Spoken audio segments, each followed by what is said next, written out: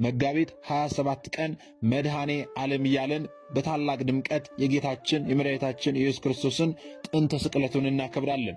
ይህንን ክብረ በዓል ስለምንድን ነው የምናከብረው? በዚህ ዕለት ምን የተፈጸመበት ዕለት ስለሆነ የሚለውን ስንመለከት የዓለም መድህን ኢየሱስ ክርስቶስ ከቅድስተ ቅዱሳን ከድንግል ማርያም በነሳው ሥጋ በቀራንዮ መስቀል ላይ ተሰቅሎ ሕይወቱን ለዓለም ቤዛ አድርጎ የሰጠበት ቀን ስለሆነ ነው መጋቢት 27 ቀን ማለት ነው።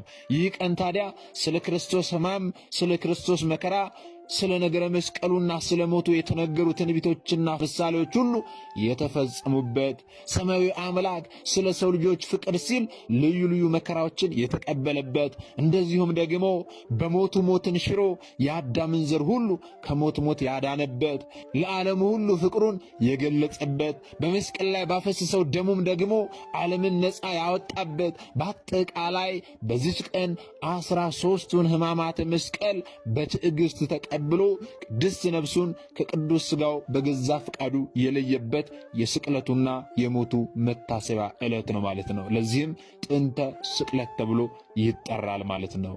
አስተውል እግዚአብሔር ተብሎ ታዲያ በዓሉም ደግሞ መድኃኔ ዓለም እየተባለ ይጠራል። መድኃኔ ዓለም ተብሎ ስለምንድን ነው የተጠራው? መድኃኔ ዓለም ማለት የስሙ ትርጉምስ ምን ማለት ነው የሚለውን ስንመለከት ደግሞ ክርስቶስ ማለት መሲህ ማለት እንደሆነ፣ ኢየሱስ ማለት መድኃኒት ማለት እንደሆነ፣ አማኑኤል ማለት ደግሞ እግዚአብሔር ከኛ ጋር ነው ተብሎ እንደሚተረጎም ሁሉ መድኃኔ ዓለም ማለትም ደግሞ ዓለምን ሁሉ የሚያድን የዓለም መድኃኒት ማለት እንደሆነ ከቅዱሳት መጻሕፍት እንረዳለን ማለት ነው። አስተውል እግዚአብሔር ሰዎች።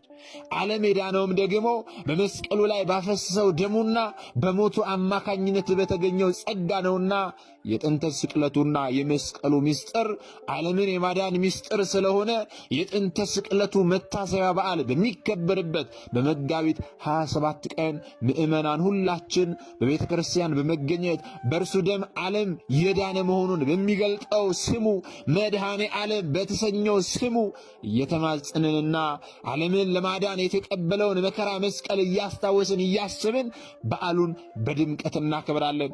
አዎ የጌታችን መከራ ስቃይ መቀበል ቢያሳዝንንም እንኳን ጌታችን ለኛ ያደረገልን ነገር ግን ደስ ያሰኛልና ደስ እያለን ስለማይነገር ስጦታው እግዚአብሔር አምላክን እናመሰግናለን። አዎ ከጨለማ ወደ ብርሃን የወጣንበት፣ አዎ ከስራታችን የተፈታንበት፣ አዎ ከዲያብሎስ ግዞት ነፃ የወጣንበት ዕለት ነውና ይህንን ዕለት ደስ እያለን እናከብራለን ማለት ነው። አዎ መጋቢት 27 ቀን ጌታችን መድኃኒታችን ኢየሱስ ክርስቶስ የተሰቀለበት ጥንተ ስቅለቱ የሚታሰብበት ቀን ነው። ይሁን እንጂ ታዲያ ሊቃውንተ ቤተ ክርስቲያን በዲሜጥሮስ ቀመረ